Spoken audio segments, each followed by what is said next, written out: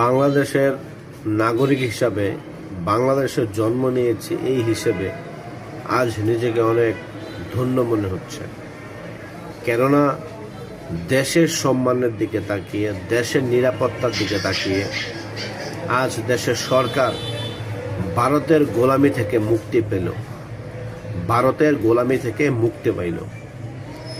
আর ভারতের পা চাটার দিন আমাদের শেষ হলো আমার কাছে মনে হলো।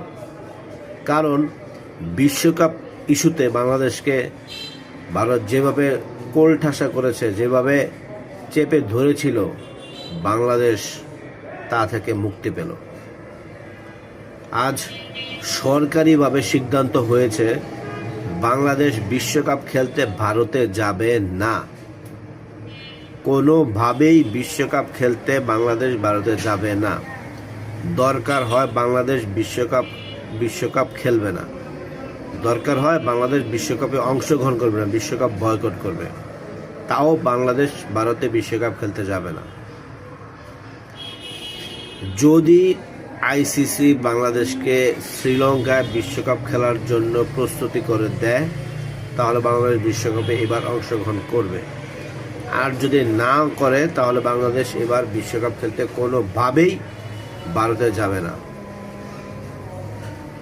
তাই আজ নিজের কাছে মনে হচ্ছে আমরা ভারতের মুখোশ থেকে, ভারতের মুঠ থেকে, হাতের মুঠ থেকে আমরা মুক্তি পেয়েছি। আমরা ভারতের হাতের মুঠ থেকে আমরা মুক্তি পেয়েছি। আমার কাছে মনে হচ্ছে এই ভারত সব দিক থেকে আমাদেরকে চাপে, সব দিক থেকে। কোনো দিক থেকে আমাদের বন্ধু তো নাই, ওরা আমাদের প্রকাশ্য শত্রু, ইবলিসের মতো। ইবলিস যেমন আমাদের প্রকাশ্য শত্রু, ভারত আমাদের প্রকাশ্য শত্রু। এই ভারত আমাদেরকে ধ্বংস করে দিতে চায়, এই ভারত আমাদেরকে শেষ করে দিতে চায়।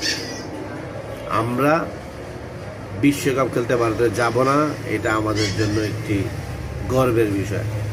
সবার আগে দেশ, তারপর খেলা। সবার আগে দেশের সম্মান, তারপর খেলা। খেলা তো একটা দেশের চাইতে বড় কিছু হতে পারে না। আজ দুপুরে বাংলাদেশের উপদেষ্টা আসিফ নজরুল, তিনি আমাদের ক্রিকেটারদের সাথে বসেছেন।